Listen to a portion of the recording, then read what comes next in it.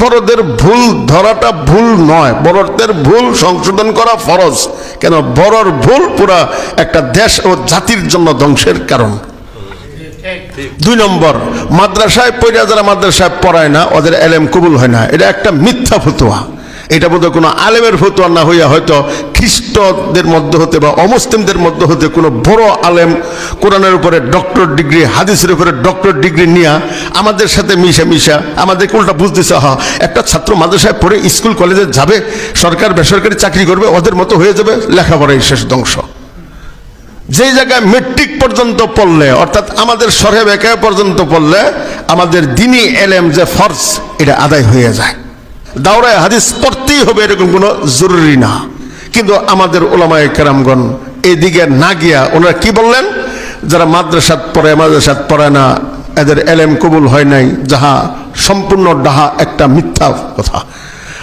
আরেকটা ফতোয়া দিলেন, মাদ্রাসায় পড়াইয়া যারা সরকারি বেসরকারি চাকরি করবে তাদের এলেম কবুল হয় নাই। আরেকটা হইল যারা মাদ্রাসায় পড়া ব্যবসা বাণিজ্য করবে তাদের প্রতি যে কোনো উস্তাদের বদদোয়া আছে, নাউজুবিল্লাহ।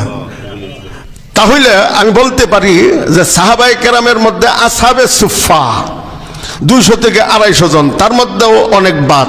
এরাই শুধুমাত্র আল্লাহর নবী কখন কি বলেন এটা সংরক্ষণের জন্য ছিল, আর কোনো পেশা ওনারা গ্রহণ করেন নাই। তার মধ্যেও বেশিরভাগ ওনারা সারাদিন লাকড়ি কাটতেন, সারা রাত্র নফল পড়তেন। এরকম আসহাবে সুফফার লোকও কোথায় ছিল? এখানে ছিল, যেটাকে আমরা মাদ্রাসা বলি। তাহলে আসহাবে সুফফার 200 থেকে 250 জনের মধ্যে 10-15 জন যারা আছে শুধু এলেমের কাজে, তালিম তালুম এই কাজে ব্যস্ত। আর বাকি সমস্ত সাহাবায়ে কেরাম রিদওয়ানুল্লাহ আলাইহিম আজমাইনের সিংহভাগ এরা রাষ্ট্রীয় কাজে ব্যস্ত, আর বাকিরা ব্যবসা বাণিজ্যে ব্যস্ত।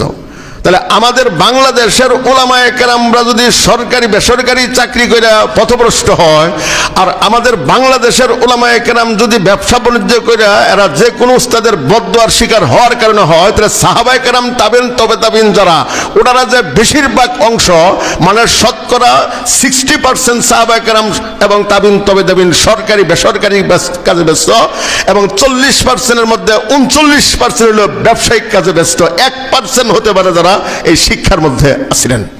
তাহলে ওনারা কার বদদুয়ার শিকার আছিলেন? সাহাবায়ে কেরাম ব্যবসা বাণিজ্য করলেন কার বদদুয়ার কারণে? সাহাবায়ে কেরাম তাবিন তবে তাবিন যে সরকারি বেসরকারি কর্মকর্তা কর্মকারী ছিলেন, তাহলে ওনাদের কি এলেম ছিল না? ওই এলেম তাহলে আল্লাহর দরবারে আগেই কবুল হয় নাই। আমগডটা কবুল না হলে হেগডটাও কবুল হয় নাই। মানে সোজা এক কথা বলতে গেলে যে সরকারি বেসরকারি চাকরি আপনার কাছে